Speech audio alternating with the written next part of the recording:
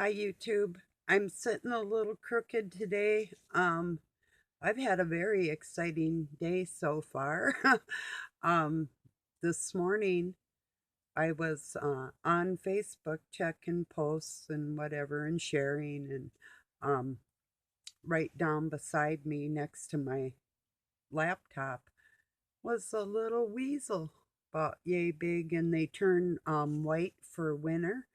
Their coats do, and it was mostly white, probably about 9 months old, with a little patch of brown on its side where it hadn't turned completely white yet. Um, it's a little freaked out. They can be a little mean, so I got my feet up, and I'm sitting sideways in case I gotta jump. So if you hear me scream, you'll know what happened. But it looked at me like, help, So Doug came in here, and see, there was a hole on the bottom of our house. It had something had chewed through the wood, and got up under our floors because we have part of a floor that we are repairing in a room, and we've got it half done. It's a money thing. We do it little bits at a time, fixing, it's an older house. So um well, anyway, so the thing, we thought it got in by the hot water heater, or but that's probably not it, because they can squeeze through real tiny holes. So um well, anyway, so Doug had my staple gun, or hammer. It's a staple hammer. I got a gun too, but I like the hammer one. Well, anyway, he had my staple hammer, a Stanley, in his hand. He was gonna bonk it, and they will jump at a cat's jugular vein, or even my little dog. So I'm, kind of nervous about that, because my cat is older. And maybe if she was younger, I would trust her fighting it, but not right now, because they'll take out like squirrels and chipmunks and birds, and might have been what got my chicken. Could have been, because they will. They'll just kill chickens and leave them lay. Um, that's why they're weasels. But it looked at me like, help, help me. And so I told Doug, well, we had borrowed his brother our live trap. Well, it was Doug's before I met him, but so his brother still got the live trap 30 years later. So he's going to go in town and get another one, and we're going to put some beef liver in there because they like protein, raw, bloody, and trap it and then take it somewhere way far away. So, you know, there's a lot of abandoned houses too. So if we take them somewhere where it will, and they eat mice. So that's a good thing too. So if somebody has like property, and we let, and it's empty, then it could just keep the mice out of that place for the rest of the winter and not come back here and bother us. So, but at this point, I have a weasel under my house because he fixed the hole in the skirting a few days ago, and so it's been trapped in here. But I've seen it out of the corner of my eye. I'd see this flash of white, and I was thinking, eh, am I seeing things or what? And this morning I thought it was my cat. I seen it walk around. I've got a little dog bed for my dog. I seen it walk by my dog's bed, and over I've got my laptop on a piano bench, and I looked down. It was only like a couple feet away from me, and it was a little unnerving. Cute as heck though, really cute.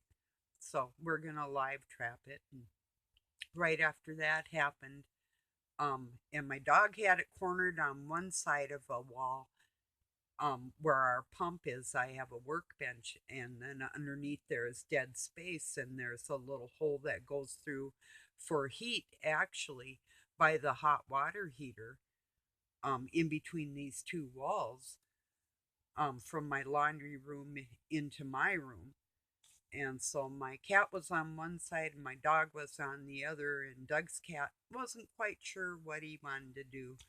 Um, he's a good bug killer, But anyway, I don't want them fighting it, and I don't want it to die anyway. So, even though they are pretty fierce, and they even will fight with a human, so yeah, I'm a little nervous, but it'll be okay. I know.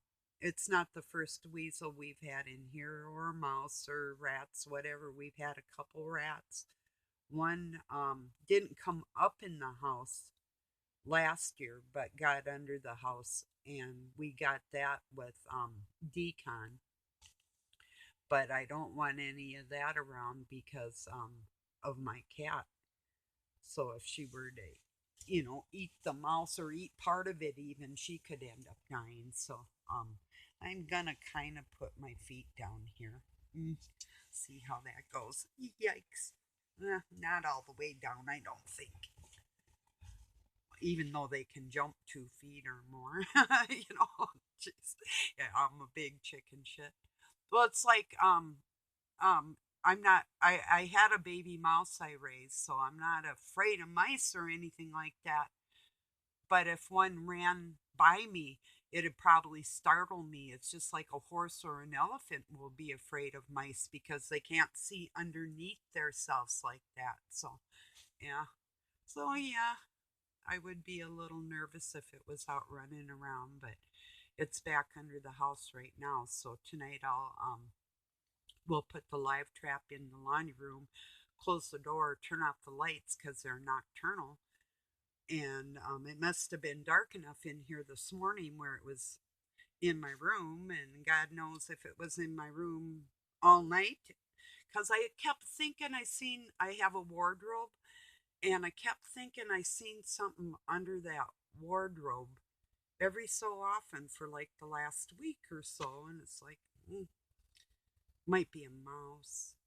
And I thought, no, maybe I'm just seeing because I got metal in my eye, working a drill press a long time ago at a metal fab place. And,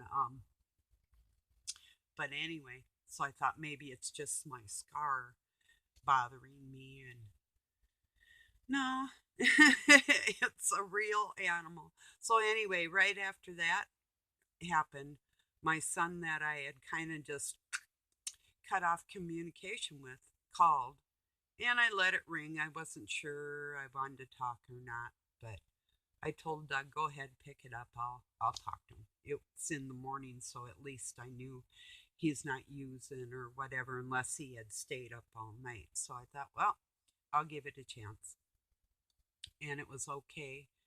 And he did agree that, I told him if I didn't say something, I'd be remiss. I mean, if you're doing something lewd and you don't want that to carry on into the rest of your adult life, and I don't want anything online that my grandchild, his daughter's going to see and say, "Wow, Dad, that's rude," you know. Um, Sexually explicit cartoons, or real porn or whatever. No, it's like, no, no. If I didn't say something to me as a mom, no matter how old my kids are, that's on me. If I don't say, hey, no, this isn't going in my world, maybe in yours, so then you keep your world out of mine. It's all cool. But he misses me and he loves me and respects me enough to agree that that was wrong, you know. And that's good. I told him, I know you have God in your heart, and I know you know better. And he said, yeah, Mama, it wasn't cool. So, and then so him and I and his girlfriend Marcy, we all talked for a little while, and they're thinking about bringing my granddaughter, she's 6, to come and visit me for my birthday in February. So that would be a really cool birthday gift. So doesn't get any better. Especially, I haven't seen a lot of my family for many, many years at a time, like 8 years here, or 3 years here, or 2 years. And my oldest, I haven't seen him for going on 14, going on 15 years. So it's been a really long time. So, and my sons are supposed to be getting together, and So my youngest can see all his nieces that my oldest has three daughters. So I've got four granddaughters and two step grandsons. So my stepdaughter has two boys just like I do. So yeah. So yeah, it's been kind of an exciting morning. you know, still. I'll keep you posted what goes on with Miss Weasel. I think it's a girl that looked at me like it wasn't going to attack me or anything, but if it's starving and they like blood, so yeah, anything goes. They will fight a human, just like mink. Doug's dad used to work at a mink trapping farm. There's quite a few of them in Minnesota, and he'd come home and his hands would, even through leather gloves, his hands would be all ripped up and he'd smell like mink oil, which is really bad if you get sprayed. It's not as bad as a skunk, but in a sense, it's kind of, you know. I had a mink coat a long time ago. My dad got me and I literally got rid of it. So I didn't like it.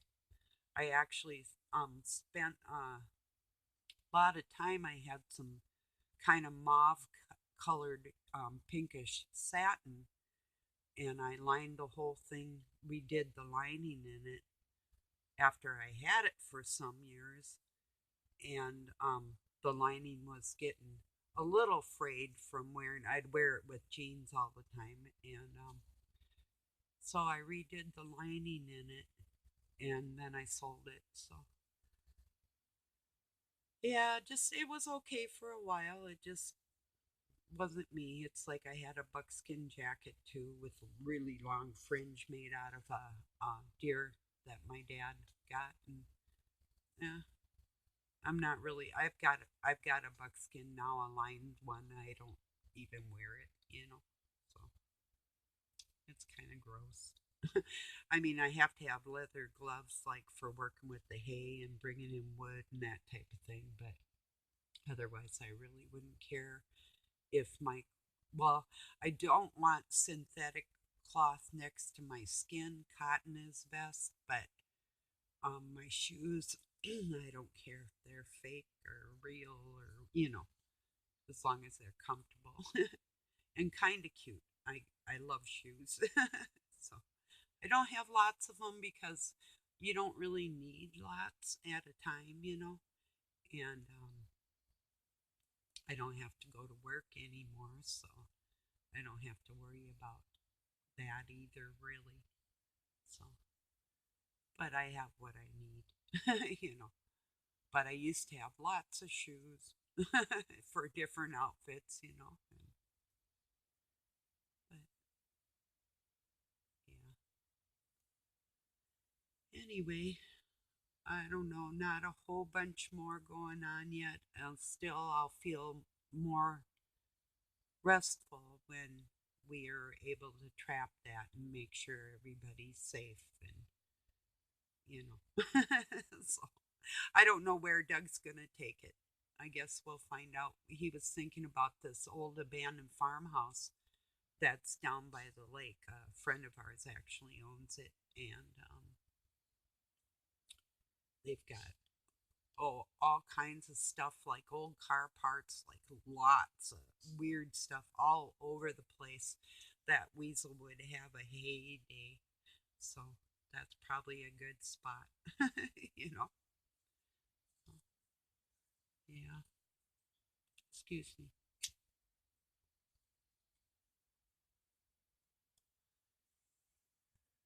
I guess my son and his girlfriend are gonna go from he lives out in North Dakota to Utah. She's from Utah, and they're gonna go there next week.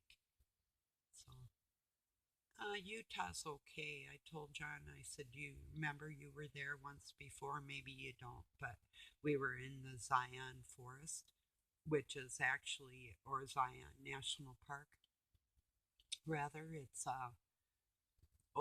red hills, and they look almost like sculptures out in the middle of the desert, and Um, I slept outside. The kids were in a camper, but my ex and I, we were outside in the desert and just stars like you would not believe, like so far away from humanity that there was no light pollution.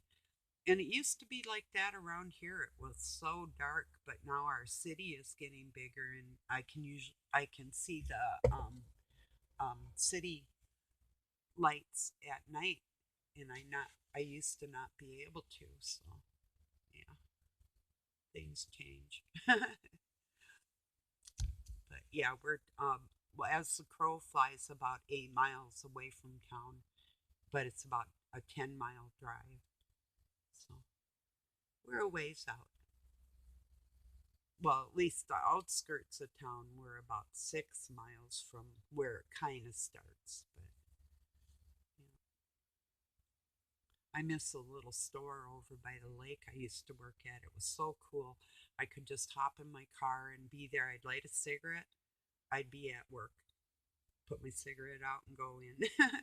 And then a friend of mine had a daughter that worked Saturdays and Fridays, I think, or was it a couple nights a week? I'd go and help her close up and open and lock the safe for her and that type of thing. So she wouldn't be there alone because she was underage, you know.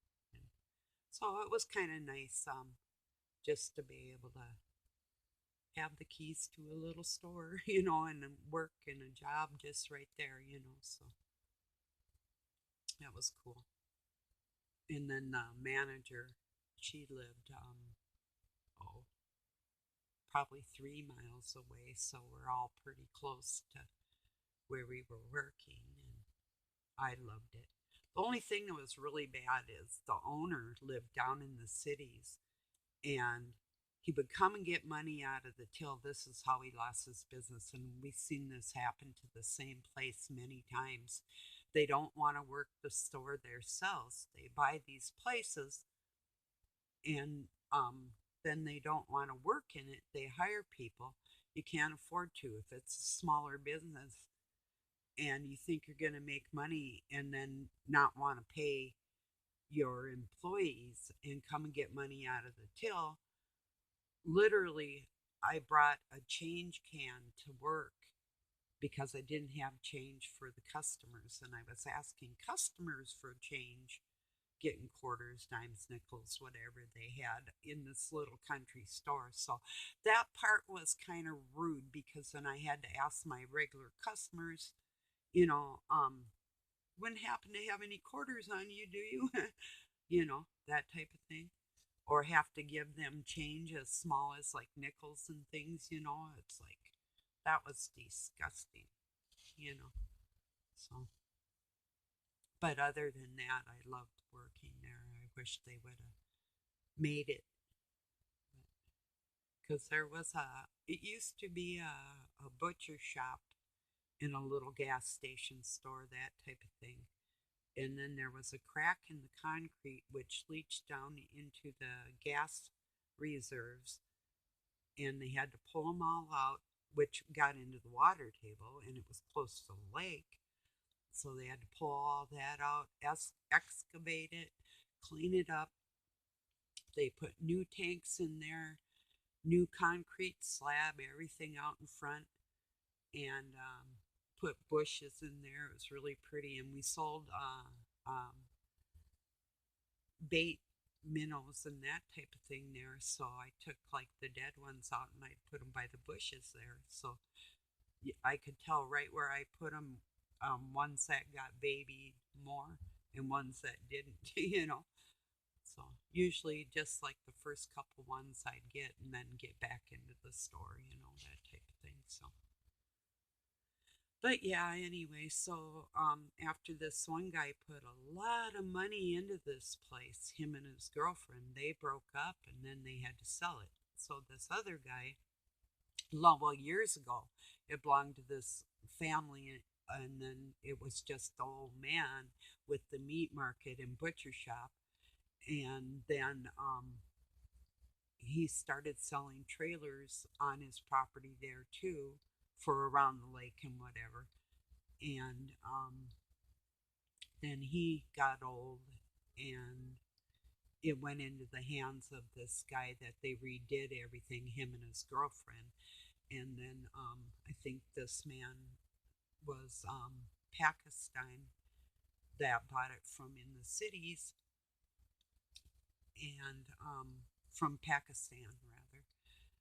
And he's the one that would come, and get money out of the till when we couldn't even afford to pay like the rugs for the front door. He was renting them, and I was sort of saving money on the place. We only needed the one runner because I mopped the place every night. So this one rental company, I said, well, we'll just bring it down to this one runner, and you can take these other two, because like the $27 a month was less cost that we didn't really need the couple extra rugs, like one behind the cashier and one by the counter. And he started getting angry with me, and I knew we had this other one that was sort of kind of a real light red color instead of the black. And I said, well, I'll tell you what then. I said, why don't you take all these and just get the hell out of here, and I'll just use the one that we already own, and I'll take. He goes, well, how are you going to clean it? I said, with the hose. So that's what I did too. I'd take it out on the weekend on Saturdays, and first I'd brush off chunks of mud, and then I'd take some cleaner in the hose and let it drain off. It's like, there you go. And it was nice, and it saved us almost $30 a month. So that type of thing, trying to make that little store go around. So anyway, and then a lot of people would come in just to say hello, which was cool. you know, Neighbors. And Doug would stop by from town. Oh, he worked in another city, and he'd stop by and bring me like French fries from McDonald's or something, whatever, or just to say hello. Or I would make him something at the little store, and we'd just visit for a while. And then I'd be home at like 10:30, or I think we closed at 10. Yeah, except on weekends it was midnight. So, if I remember right. So, but anyway, I saw they were sort of fixing it up, so maybe they're gonna make it a go again. I don't know, but yeah. Oh no, and then there was another owner after that. It seemed to be like a family and their son, but then, like I told Doug too, and then they had off sale there, which for alcohol, and I thought that might help them make a go, but then I saw they had other people they hired, and a guy, a couple different guys, a couple new faces, and like I told Doug, if they're not a part of their family, a place is gonna go again. These people don't want to work it. They want like a fairy tale life. Here, I'll buy a little store, have people run it, and try and live off it. But this isn't a city. We're out in the country, and you only have like so many people coming in there. I mean, in the weekend we would make excellent money, and that store would have made a go if that guy had worked that himself and not paid a few employees, because you can't expect people to like keep books and clean stuff and stock stuff and order stuff, and if the shelf was empty, and we'd keep track of it and reorder, and then you have to have money to pay all the orders that you've put in, and the Iceman and the minnows and blah blah blah, and they don't realize they just want to take the money, pay the employees, and live in fairy tale land. So I don't know if they took like a small business loss, which you can claim on your taxes. So I don't know how that worked out for them or what happened, but I left it because he didn't want to give me a raise, and I had a better offer. So that's the way that goes. Besides that, I'm a licensed contractor. I've always felt for a very long time that I can do whatever I want when I want to do it. So um, that's what I do. So anyway, but I do work hard because I don't like sitting around. Like I was up doing stuff at 8 o'clock and you know get up a little after 7 or wake up whenever the sun's up and kind of take my time. That's sort of nice, but then there's times that I don't know when I'm going to get to sleep at night. Like last night, Doug was literally cleaning his cat's litter box at 12:30. And I had already probably been asleep. I usually stay up kind of late, even like 1 or so, but lately I've been pretty tired. So I've been trying to eat earlier and get in bed earlier, so I feel like getting up in the morning. I like to be up with the sun. So I used to like nighttime. I loved it. It'd be so quiet, depending on where I was. And oh, that's what I was going to tell you. Coldplay put out one more of their song off their new album, Everyday Life. Well, this song is called Daddy. And I just knew what it was the second I seen this girl in this cartoon for their lyric video. Um, and this is just what I lived through. This is no baloney. There was a girl, she had her hair braided, same color hair as mine, pink hat, in her rowboat, just like I did at 12 years old. I totally lived through what this song is talking about. She was out there talking to God. She was so lonely. She ended up like kind of in the bottom of the boat, and then it showed like well, and there's more to it. It's a beautiful, and there's really good Chris's piano playing in there, and I almost started crying. I could hardly believe it. It's like I won't tell you how it ends. Go watch the video. I put it on my Facebook or it's on YouTube for sure. Just put in Coldplay Daddy. Oh, it it it oh it freaked me out because even right down to the part where it said can you come play and Daddy, can you hear me? And that Daddy, we have the same hair, and that just about blew me away. So anyway, yeah, the pink hat, the rowboat, everything, except for a few things that were more cartoonish, but the feeling of the whole thing, it's like what a bunch of mind readers. There's no way. I told Doug this is like it seems impossible, but that's just exactly what I lived through in a song and lyric video. They pulled out of the ether my actual experience. So freaked me out to the point of almost tears. So yeah, freaky. That year when I was up north in my rowboat was one of the loneliest years. There was absolutely hardly, there was no kids around my age, and I was working at a resort, um, filleting fish and selling worms, digging and selling worms and selling frogs. And it was a very busy year, but it was really lonely.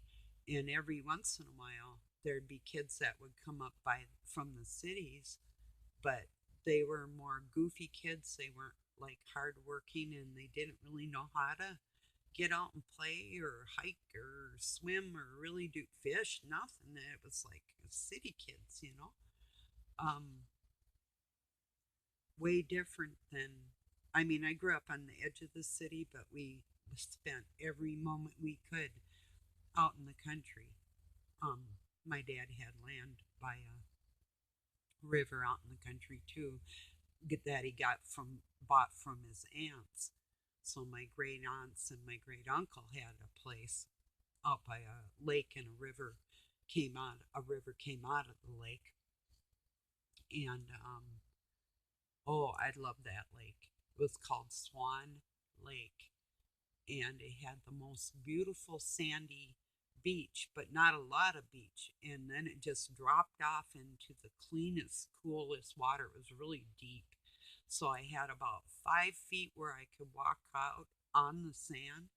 And then all of a sudden it just dropped into deep water. So just beautiful for swimming. And then you could get to part of it where the force of the river, you could feel it sucking out of the lake.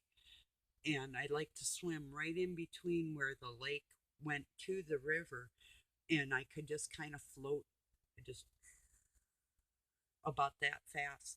It was really cool, really cool. And I think, and looking back at it, there was these giant carp in there.